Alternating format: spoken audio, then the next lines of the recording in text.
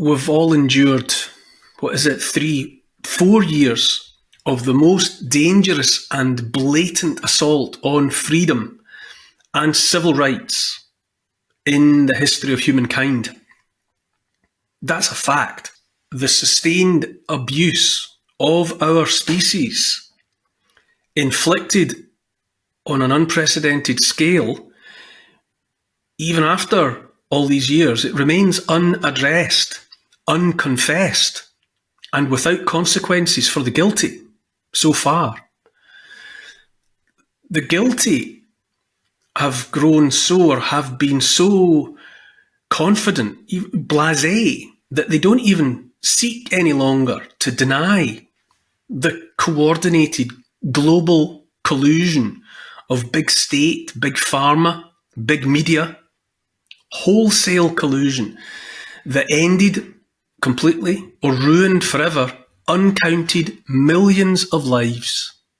And it is millions of lives across the West, around the world, directly or indirectly because of policies and practices that have been in place.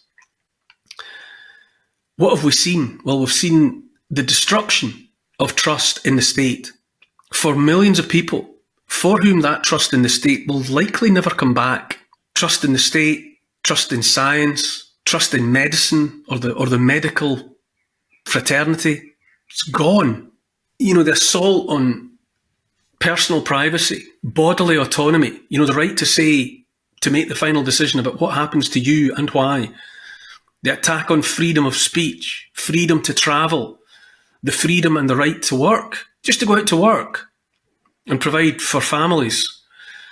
All of that and more was wrenched from our hands by authoritarians who revelled in their power to do it. But the the anger of the people is rising all around us like floodwater. It's lapping around ankles now and getting deeper. Across Europe, in the Netherlands, in Spain, France, Germany, Poland, Romania, Hungary, Greece, elsewhere besides, the farmers, with the full-throated support of millions of their countrymen, are out in force protesting against efforts by their governments to achieve the wholesale destruction of that industry. For perverse reasons, the destruction of the age-old effort to feed the people. There's anger everywhere. There's outrage, building determination to push back against a coordinated global conspiracy seeking domination of the world by a handful of ideologues hell-bent on a return to feudalism. Everything for the few wealthy and scraps and crumbs for the billions of the rest.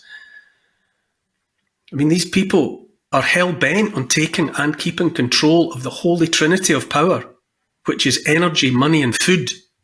Always in the background, too, is the assault on our lives in the name of saving the planet, the climate hoax that has inspired the global suicide note called Net Zero. In the name of saving the planet, the self-proclaimed elite empower themselves to herd us into 15-minute ghettos, to take away cars and other vehicles that actually work and replace them with electric vehicles that are no more and no less than cover for ending private car ownership once and for all. And part of the push too are the population control mechanisms in the form of central bank digital currencies and associated social credit scores, all that madness. I ask in all seriousness, what did they think would happen if they kept turning the screws on people? You smother someone, you restrict their breathing, and before the end, that person will struggle, lash out. And who could blame them? And now all around the world, for all sorts of justified and understandable reasons, manifesting in all manner of ways, that people's anger is finally rising to the surface. And why is anyone surprised? Why, in all seriousness, are those in positions of power surprised at the anger? You don't get to end lives, ruin lives, compromise and throttle lives. You don't get to replace one way of life with another without the possibility of protest from whomever was living that life. A person cornered A person left with nothing, or who feels he has nothing left to lose, is finally free in a fundamental sense, free to act in any way that suits. I wouldn't be surprised if there's a storm coming, and those who bloody-mindedly sowed the seeds of the whirlwind, who reaped the benefits of so doing for so long, are finally feeling the change in the wind. That's the other way of doing it. But back to the climate change, it's exactly the same with that. I mean, the BBC do not report things that are not in agreement with the CO2. We know that climate change has gone on forever. I mean, it's ever such. You have great big cycles, a bit like financial markets, and then tiny little cooling, warming cycles there. It's gone on for ages. To say it's CO2, man-made CO2, it is total sophistry. They've manipulated all that data for that. And do you really think that if we stopped all CO2 tomorrow, do you know what would happen if we stopped all CO2, man-made CO2 output tomorrow? We'd all starve. At least 6 billion people would probably starve, because it's an absolutely important gas. It's actually increases as a result of global warming, from all my reading, which makes sense. And it's a heavy gas, so it doesn't wander up there causing global. It falls to the ground, where it stimulates green growth, plants and trees, which then produce oxygen. It is part of the balance of a dynamic, constantly changing temporal climate system, which actually enables us to live on Earth, and we're trying to do everything we can to stop it. And if we did stop all use of fossil fuels as a supplying, we wouldn't be able to feed the world. I mean, people do not appreciate that fossil fuels across the board are necessary for our food chain. We wouldn't be able to distribute it, and it goes on and on and on. Why has nobody looked at this? It's the law of unintended consequences. It first came out to me when we were discussing lockdown. Has the law of unintended consequences been looked at? What are the negative effects of this lockdown? Nobody thought that through. It's exactly the same about this net zero. It is absolute madness. If we constantly go to this, it will be like the lockdown. The unintended consequences will be wrecking our lives and those of our children and grandchildren for the next decades, until somebody wakes up and says, oh, we haven't looked at all the facts, as if they look at all the facts.